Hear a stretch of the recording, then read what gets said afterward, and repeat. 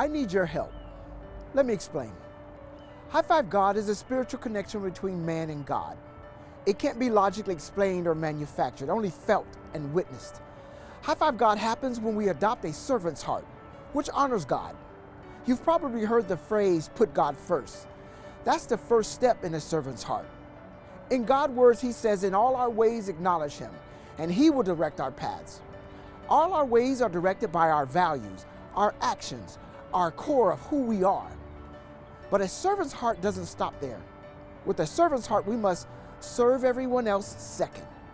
The scripture says in 1 Peter that God has given each of us a gift, that we should use those gifts to serve one another. And lastly, serve our own interest last. In Mark chapter 9, God told His disciples that whoever wants to be first must put themselves last and be the servant of everyone else.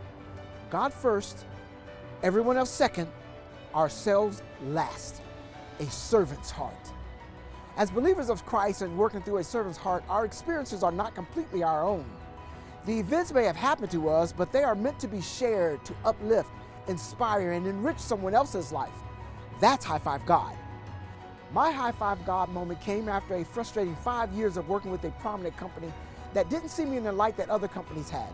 My situation became like a stack of cards ready to tumble at the slightest breeze, and my dissatisfaction weighed on me like a mountain range. Conquering each mountain produced another rocky test. Inside, I grew bitter and distant from God. Lord, I asked, why am I here? Be at your worst, my instinct said, and my values of compassion, service, and fairness began to fade. Are you humbling me? I lamented. If so, okay, I get it, I thought.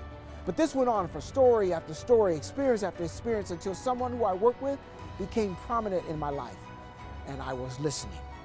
One day, after weeks of ignoring my own call for progression and putting my energies in helping that and other co-workers, he said something profound, straight from God. Nonchalantly, he said, not even looking at me, James, why don't you stop trying to impress these 60 people and go and help 60 million? High Five God. Right then, our hearts connected. A transformation of spirit and energy grew inside me and sparked a remembrance of my words of my mother, Pastor Barbara Webb. Always put God first, son. Everyone else second, ourselves last. Have you ever experienced anything like this with God's spiritual movement in your life? I need your help to give hope to others, to uplift, encourage, and build others up. Browse the website and send me your experience, and we may use your story in our High Five God book series and app. High Five God.